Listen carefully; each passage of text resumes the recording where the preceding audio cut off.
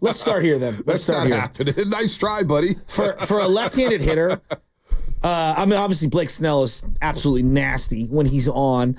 But my goodness, in terms of like comfort level, at least his delivery is somewhat routine. The delivery for Chris Sale is so funky, and he's got that sidearm sling, and he's so tall and so lanky. It's like elbows and arms coming at you. He's as uncomfortable as an at-bat as I can remember in such a long time. And I know Krug and Kipe were comparing him to Randy Johnson. I wouldn't put him in the Randy Johnson mold. I get what they're coming at, where he's kind of throwing across his body, but he slings it so goofy. And that slider that he throws, it's just so nasty. And you can see a lot of guys were barely making contact last night. But he's one of those guys, and you kind of walked right into the green room today. And it's like when they give you opportunities early in games, you have to cash in a run. Yeah. You just do. And the longer that game goes and the longer that guy stays on the mound, the harder it is to drum together multiple hits. And that was just one of those ones. You knew that the Giants were going to be like, we're going to be looking back at the first couple of innings of this game, and we're going to have regret all over ourselves. Now, let's get to Blake Snell. Real quick, before we move on from Chris Sale, it's good to see him healthy. It really is. He's a stud. I mean, he lost his 2020 season, basically his 2021 season and his 2022 season. I thought he was done. Last year, he had 4.3 ERA with the Boston Red Sox. I thought he was cooked. I thought the arm injuries, I thought everything that was happening, he's had some shenanigans happening in the dugout or whatnot. I mean, he cut up a bunch of jerseys. I mean, that's what I think of when I think of him. I mean, he's had a long road here. And to see him bounce back and come to the National League for the first time in his career, because he's a longtime White Sox and Boston Red Sox, so he played for both Sox teams. He's 13-3 now with a 2.61 ERA with 177 strikeouts this year. It's just, and he's 35 years old. It's not like he's some young whippersnapper here. He's old. He's old. He's 35 years old, and he's having a career season at the age of 35. So I think watching yesterday and watching him go toe-to-toe with Blake Snell and not get knocked out of the game in the first inning, because in the first inning, the Giants had their shot to go ahead and score some runs and give Blake Snell a lead, which is what we talk about all the time when it comes to runners in scoring position. They're 185 since July 26. When it comes to batting average, it's just good to see Blake Snell, one of the better pitchers in baseball, redeem himself, find himself, and have a special, special season. The last 3 years, he's been awful. Basically been wiped out. Yeah. Chris Sale is just, I mean, he's just a unique player. And like, again, the delivery, the frame, he's super skinny. He is, like, in my head, I'm like, what the hell happened with the whole, like, the jersey cutting up of the boxes and in the dugout, and clearly some of his teammates didn't like him, you know? So, I don't know. There was a lot of stuff going on. He was so iced out at the All-Star game. Yeah. I didn't know he had that kind of drip. Yeah. It's just a very interesting individual. And you're right. Baseball is better when he's dominant, you know? And it goes to show you, like, man, the White Sox have had so many good players. I was watching that game last night. Not only was I thinking about Chris Sale and Blake Snell, we'll get to him. I was thinking about, my God, it's Oakland A's everywhere. Ramon Laureano in center field. You got Murphy behind the dish, Olsen at first, Chapman at third. There's like a slew of former A's, and I know A's fans out there are nodding their head like, yeah, we know we're the farm system for the rest of the league. But it's just unfortunate how many, like, legitimately high-end baseball players have played in Oakland just in the last couple of years. No doubt. By the way, the White Sox did beat the Yankees yesterday. I told you guys they'd go one against the Yankees. What did I do wrong? They won 12-2, by the way, yesterday. 12-2. No, you're right. A lot of Oakland A's on that team, and they've been a farm system for a lot of teams. Sean Murphy, though, looks lost at the plate. He looks awful. Awful. He doesn't even have the confidence. You watch that lady get that bat that he had. He wasn't even, it was like, this guy's got no shot. Well, catchers in general, if you just look at like all of the batting averages, the WAR, the defensive metrics, like all that stuff, like as bad as Bailey's been this year, and he's fallen off the cliff in the last, I'd say, month and a half, all the catchers are giving you very little production. The days of the Joe Mauers and you know the Yachty, even Yachty are batting 250 and hitting 15 home runs. Like those are few and far between. JT Realmuto is the gold standard at the position across the league. No, I mean, offensively and defensively. Although I will say Bailey threw out.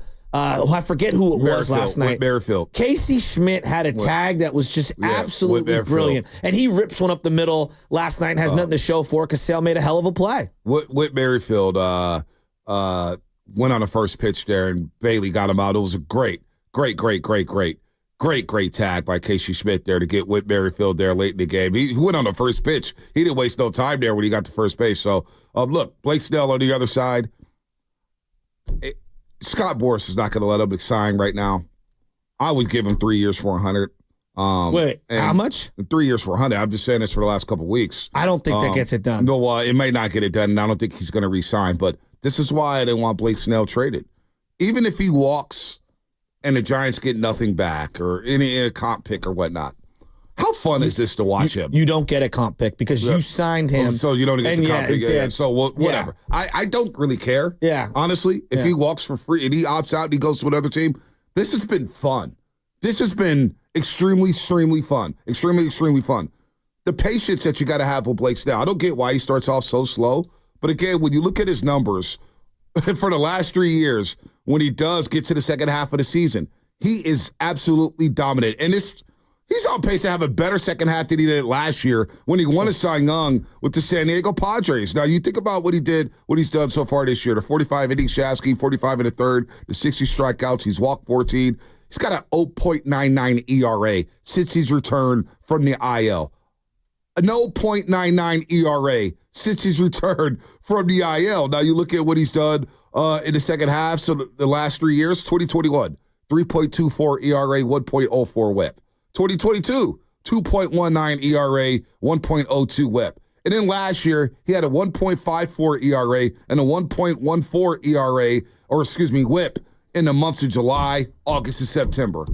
He's on pace to eclipse all those numbers. I mean, this is fun. Aren't you glad they didn't trade him? Yeah, but I want to see him stay with the Giants. Like, I'm at the point now where I'm looking at the Giants' payroll, right? Okay? So locked in for next year. 17 mil for Jung-Hoo Lee. This is just on the whole team, locked in. Hicks for 12.5, Webb for 12, Rogers for 12.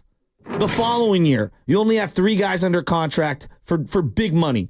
Hicks, Webb, Lee. 23, 23, and 12.5 for Hicks. 2027, same 3. 2028, only 2 guys. Now, if you're looking at trying to have a payroll in the 200 millions, that's top 10. If you're 212 or higher, that's top 10. That's where the Giants are currently, all right? That's where the big boys are. The Mets, the Yankees, the Dodgers, the Phillies, the Astros, Rangers, Jays, Braves, Cubs, Giants come in at 10. All your young players have 2 years away, and they're not even arbitration eligible. Yeah. Bailey, Fitz, Ramos, Birdsong, Harrison, Jelly. Now, I don't know if all of those guys are guys that you're going to want to re-up long-term. But what I'm saying is that, like, if ever there was a time, because your books were clear, to just do a crazy overpay for 4 or 5 years, and I understand how risky it is. It is rife with pitchers get hurt left and right.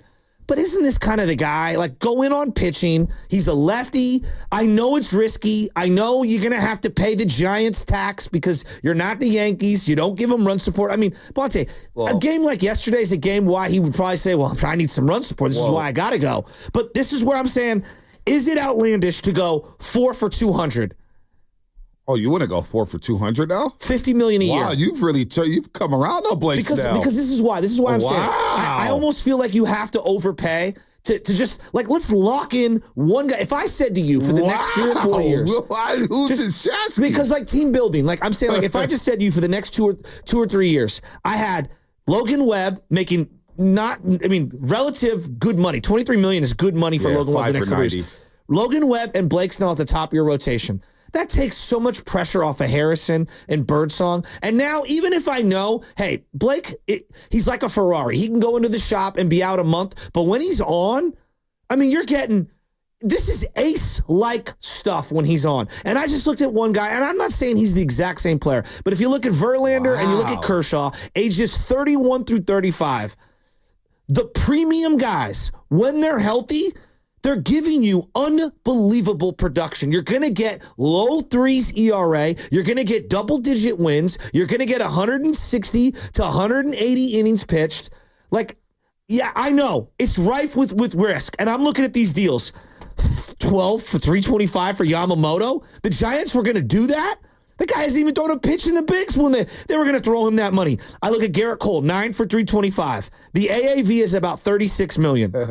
The AAV for Wheeler on his new deal is $42 million. The AAV on Verlander, $43 million. If you want to be in the game, no, I'm serious. If you want to be in the game for Blake Snell, it starts at $50 million. Wait, you're in the game for Blake Snell now. I think you have to roll the dice. Wow. And I understand it's risky. I freely admit this is a risk. You're probably going to regret it when he's 35. It's not a risk. But I think you got to like put your flag in the ground and say, we're going to be hell-bent on having elite pitching. Well, I got news for you. And I love Blake Snell. I'm so happy they didn't trade him. I'm really happy they didn't trade him. I'm really happy for all the folks who bought the Snell stock. Good on you. But Clayton Kershaw, this is last year with the Dodgers? Yeah, but he's like I'm looking at his numbers. He's 36 this year, right? Turns 37. It's probably his last year, yeah. Right? Blake Snell's going to be a Dodger next year. You got your Clayton Kershaw replacement right there. But you can't let him go there. Well, what you mean? You can't do anything about it. He's going to opt out. But no, he will opt out. And he will look at the Giants' money and say, yeah, I'd rather get that from the Dodgers. And this is where I think, to me, you have to shut up. You have to overpay. And like, do I want a 7 or 8 or 9 or 10-year deal? No. But like, I think a 5 for $250, 4 for $200. I honestly think it starts at about $50 million a year. For Blake Snell. If you're the Giants, because you have to pay a Giants tax. Yeah, well, you know what? He's going to go to, I think he's going to the Dodgers. You know what Sam said to me? When I go, what about 4 for $200? He goes, well, and then that 50 or so, player option. Yeah, well, it would be a player option. But you know what? He's going to replace Clayton Kershaw off the Dodgers. That's, honestly, when I was watching the pitch yesterday, and I'm watching him deal, and again, his second half numbers. Even think that? Well, no, I'm just trying to help you out here. I know. I'm just trying to help you out here as you swing the pendulum from Blake Snell. And look, I get it. Blake Snell has been a roller coaster this year. A lot of people scoffed at Blake Snell earlier this season. He was hurt. He tried to rush himself back. 2 different IL stints. But this is what he does. This is why I try to preach patience with Blake Snell, because this is what he does. When it's winning time and it's money time, he performs with the brightest lights. Now, I can see the Yankees. I can see the Dodgers. Not the Cubs, the Phillies. But the Cubs you know are what? in the mix. The Cubs are in the mix, but I don't know if he's going to go there. No, I agree with that. I see him either going to the Yankees, Dodgers, and even Seattle may make a play out of because he's from up there in the Pacific Northwest. I had heard through interesting sources that Houston was really in on him on a 1-year deal this year. He said no. I bet you Houston circles back around, and I bet the Texas Rangers circle back around. Texas may circle back around with Bruce Bochy. I don't know if he'd go to Houston because they're getting longer in the tooth. No doubt. You don't know where they're going to be at next season. They'll probably make the playoffs. They're going to make the playoffs again, and Valdez dealt yesterday. They were horrible for 2 months. I mean, that's what the Astros do. So, like, what if I told you this one? Like, DeGrom got a 5 for 185. No, I hear you. I don't think that's getting it done with the Giants. Well, I wanted a 3-year for $100 million for Blake Snell right away, but he's not going to sign anything right now. Scott Boras is going to say, we're opting out, and we're going to test the market. And he's going to test the market and be the top pitcher on the free agency market. And you bet your ass he's going to sign early. And these big boy teams are going to line up. And they're going to say, oh, and Blake Snell's looking at where the Giants are at right now. You're a game over 500. You're 4 back of these same Atlanta Braves who can't hit anything right now. They can't hit a wet paper bag right now. Yeah. And they still beat you. And then you got all these youngsters, and you realize that, boy, are they going to be ready to win at a high level next season?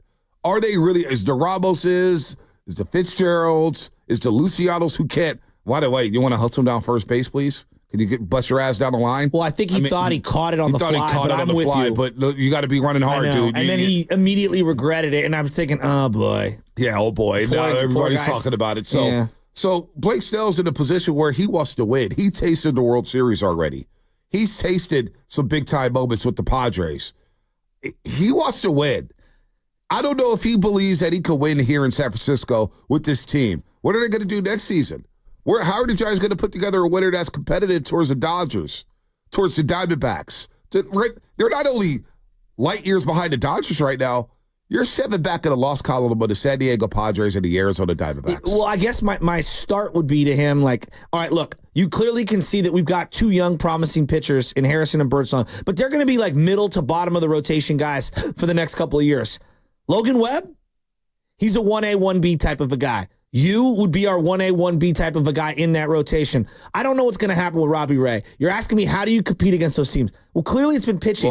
Like pitching and defense, and that's what they need to do. Let me ask you this. this. Do they need to add a bopper? Of course they do. Let me ask you this. If you're Blake Snell and the Dodgers come to you and say, hey, you could be our third pitcher. If the Dodgers are offering you comparable money, again, I don't know what his out. Yeah, well, the Dodgers, the Yankees, even Boston. I think we're watching his final 7-8 starts with the Giants. Well, that sucks. It does suck. I mean, I've enjoyed the ride. But the Giants haven't done enough around him. No, they just haven't. Well, and like last night, great example. The Braves used their entire roster to try to win that game in the 10th inning. They realized that the moment to go in was that 10th inning. I know the Giants had Kirk Casale still left on the bench, but they used all their base runners. They used pinch hitters, and they realized we're going to get this win because that to them was a playoff game. They needed that win really bad. They kept sailing longer than I thought they would. No doubt. He dealt. That was a huge game last night. Last 7 games for Blake Snell again. If you're Blake Snell, you're thinking, boy, I can't get a win around here. He's 2-0 in his last 7. 2-0. Should be like 4 or 5-0. Exactly. He's got 5 no At decisions. minimum. His ERA is 0.99 and his WHIP is 0.62. All right? And you think he's going to stay here? That's why you have to overpay. I mean, I admit, we are not the premier destination. Believe me, I get it. But I do believe if you knock a guy away in terms of the money, I think you put yourself in a good position. That doesn't look. $40 million from the Dodgers is better than $50 million from the Giants. Yeah, I can't argue that. I can't argue that. I think we're watching